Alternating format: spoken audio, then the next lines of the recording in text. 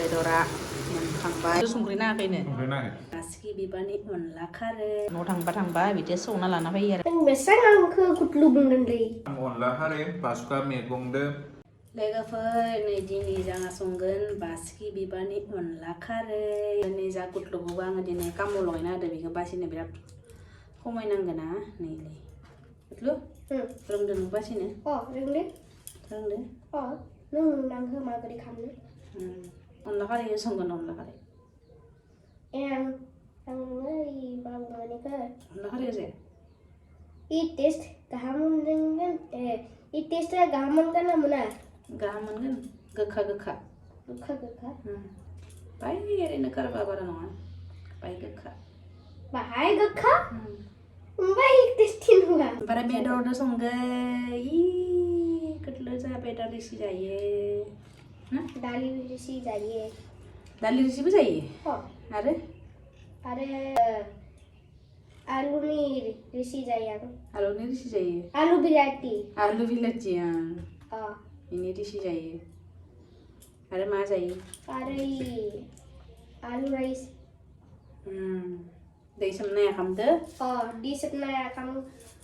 जायो बेदर हुखांबाय like and subscribe अनला खारैयाव बेदर दरनैसो होगोन बेनिफ्राय जा गुदलुआ बिदि जाया नालाय बेनि थाखायनो गुदलुनि थाखाय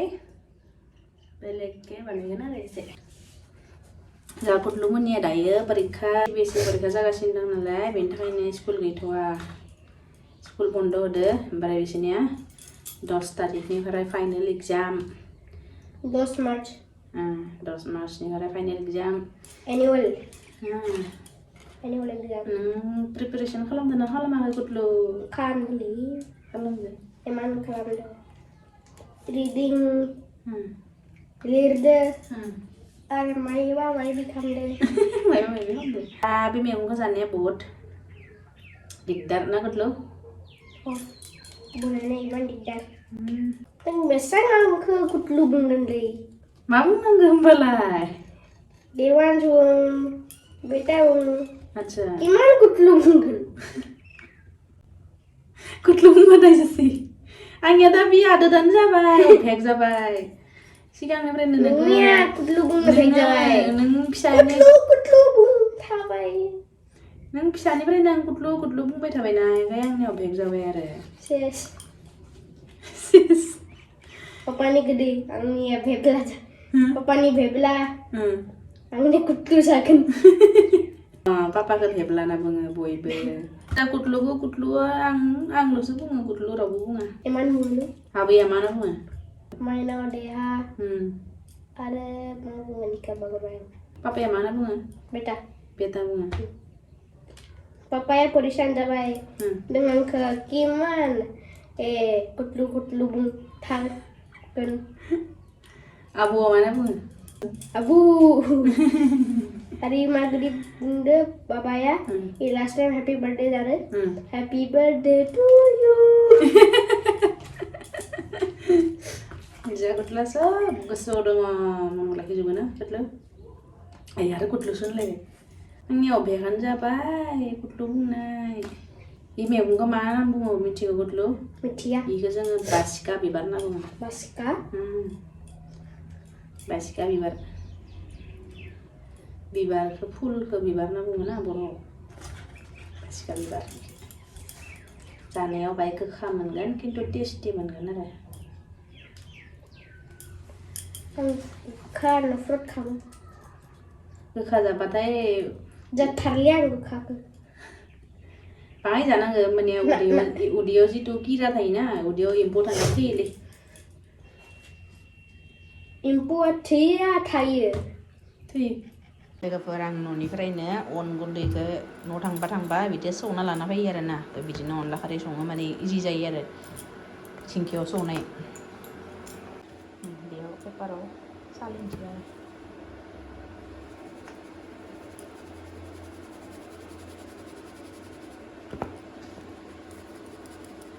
लोगोफोर ओंख्रिया आंनिया बासिखा बिबारा माथो गोजा जादिया दं खम जाबाय नामा ओंख्रिया जाबाय ओमफ्राय नै बेदरा मोनखांबाय नै टेनटेनें मालाय बर' सारा फैनानै साखिनायबाय खिन्थु संख्रि नाङाखैनो नाङाखैना जानो सान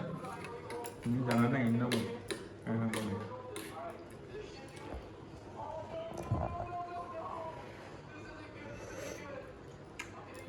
बिल्कुल गैखाया जिर'खा नै लोगोफोर जानोसै खुरबाय ओंख्रि ओंखाम जा कुटलुनो दाबो नै ओंखाम लगायना होनांगो मा कुटलुआ दिनै बासिदो मैगंखो बासिखाफोरखो दिनै मर' मोनजादों मा गाज्रि जादोंबा बारा गोथाव जायाखै गोदो मोनदां आं अनला खारै बासुखा मैगंदो मुलादो सोब गोथाव मोनखायो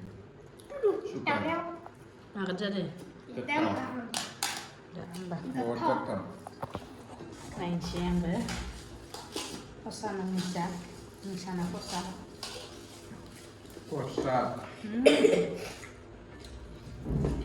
दा संख्रि नांनाया मा गोथाव जादों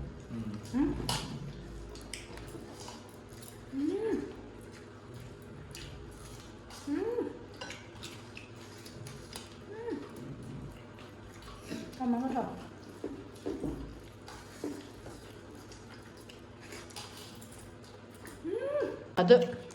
जादो lampu लगायनानै मालाय उन्दुनो हादो 3:15 जाबाय ये बरसारा नैलै अनला खारैजों जानायनि दुब्ला दुब्लि थांजालायबाय बिहा नैलै जि गोरलै गोरलै बिबार माबा दंफाङा बिलाइ गोरलै गोरलै होजोब्बाय जोंहाना एकदम बेलकनियावनो सिद्दा नांजाबनानै नै जानि सिखारदो बरसार सिखारदो इनिखायनो बुङो सानजौफुङाव उरुनाङा होननानै इनोथ' दा मेगनानो गेवनो हालिया इनिखायनो बुङो सानजौफुङाव उरुनाङा मानसिया थैयानो थैखाजोबबायनो दौथि थांदो बिथिं सासेया माने लाखाबाय गावनि फाखारल' बरसार फाखारल' मा फोनसै नै गन्थं गरमफोराव लाबो ग्रिन टि मोनसे लाबो आत्रिगा अनला खारै जानानै ग्रिन टिजों लोङा मानसिया नै ग्रिन टि लाबाय ना ग्रिन टि लाबाय ओइ गादला जुदो गथ'फोरा ग्रिन टि लाबाय ओमफ्राय आरो नैलाय हेलमेटखौबो होबाय दा दोखो दोखो सेरसे फायसिना फैलायसिगोन नै लोगोफोर दैया बथल होजोब्बायानोखा ओमफ्राय नैयाव बथलसेयावनो 40 थाखा करि लायो थांबाय माला हयनै बाय नैलै बथलनै खालि जाबाय बयनाबो बाहेराव बथल थाखागोनसो आरो